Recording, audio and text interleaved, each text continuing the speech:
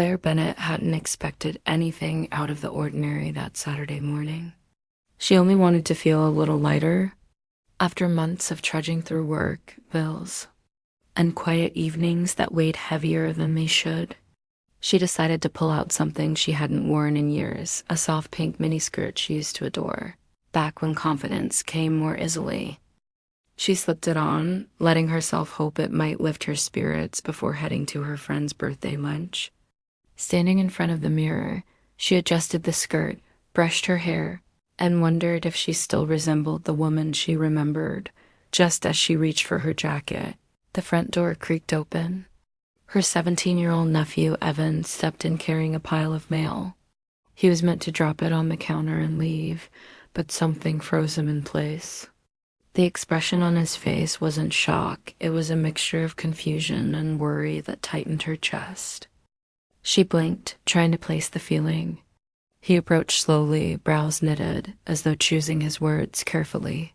Suddenly self-conscious, she tugged at the hem of the skirt, wondering if she'd overstepped somehow. Evan didn't usually notice outfits or moods, but there was something about her today that made him pause. He wasn't reacting to the skirt, it was the shift in her presence. She looked lighter, brighter, maybe even hopeful, a side he hadn't seen in months. His voice was soft when he asked if she was okay, tinged with the seriousness of someone far older than his years. She wasn't prepared for the question. He stepped closer, holding the mail against his chest like a shield, and admitted he hadn't seen her dress up since before her breakup. The words made her stomach twist. She hadn't realized how visible her sadness had been, that even a teenager could read the signs she thought she'd hidden. She tried to laugh, but it sounded thin and hollow. Evan didn't smile back. He gently pointed out how she'd been staying home more, working later, avoiding friends, and even speaking in a quieter tone lately. Claire hadn't expected him to notice any of that. Seeing her dressed up today had stirred concern in him. He worried she was forcing herself to appear okay, trying too hard to seem happy. Embarrassment and tenderness washed over her. She hadn't imagined her nephew would confront her about her emotions, yet here he was, showing a depth of empathy most adults seemed to lack. She reassured him she was fine, that she was just going to lunch, that the skirt was nothing more than a small gesture, but in truth, it was much more. She had worn it hoping to feel alive again, to stir something other than the dull ache that had lingered for months. Before she could explain, Evan offered to drive her. She declined at first, insisting she could manage, but he persisted in a calm, measured tone, one that carried a surprising weight of care. He didn't want her alone if she wasn't feeling quite herself. His sincerity softened something in her. She realized he saw her not just as an aunt, but as someone who mattered profoundly. She agreed, partly to avoid argument and partly because she suddenly felt less steady than she'd admitted as they left the house. Claire noticed a subtle shift inside her. Evan's quiet protectiveness reminded her how far she had drifted from her own sense of self-worth. The skirt had been more than an outfit, it was a step toward remembering herself. She hadn't anticipated that a simple moment in her hallway could reopen old wounds while illuminating how much healing remained. And she certainly hadn't imagined it could be the beginning of something entirely new. The ride to the restaurant felt quicker than expected. Memories she had tried to bury, the breakup she never processed, and the unexpected comfort of someone paying attention all collided at once. She tried to reassure Evan that he didn't need to worry so much, but he shook his head with quiet seriousness.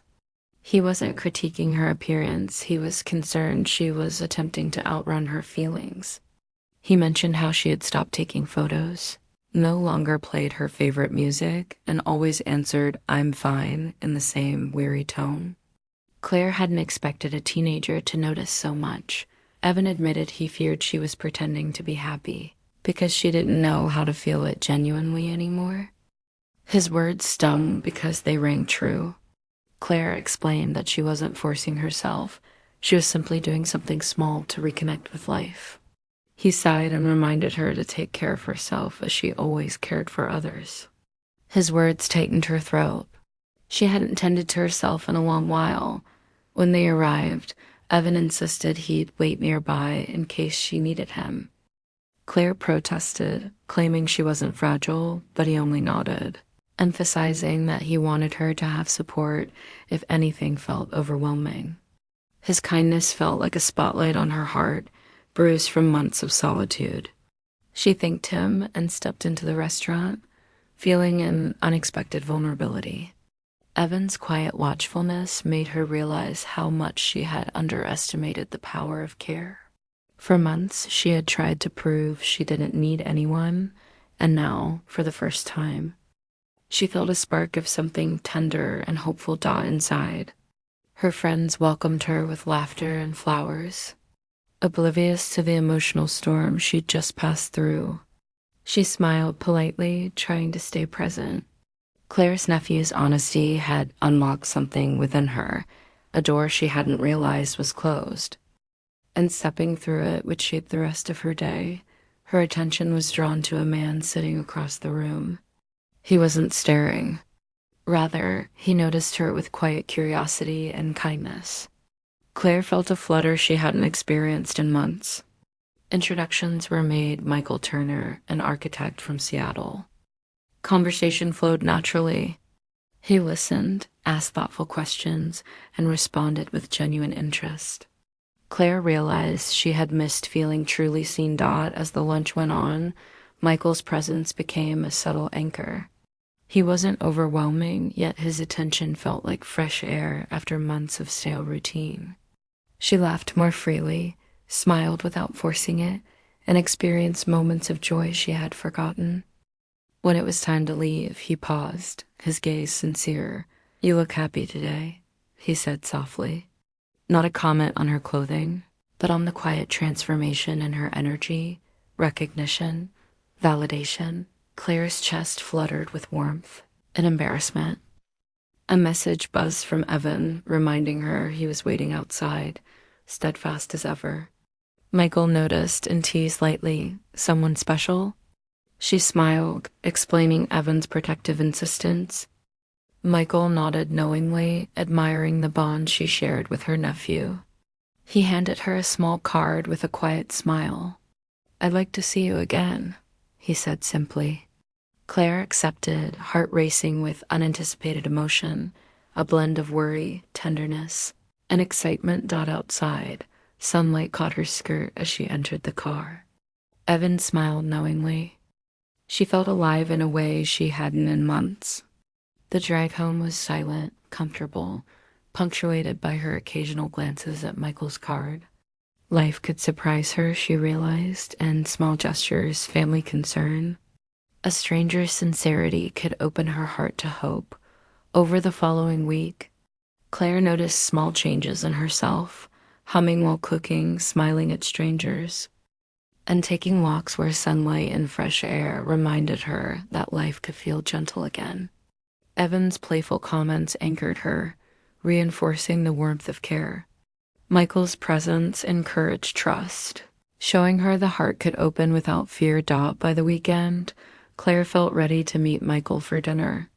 The table was softly lit, conversation flowing effortlessly. Laughter and gentle gestures built an intimacy both exciting and comforting. She recognized that life had a way of nudging people forward when they least expected it.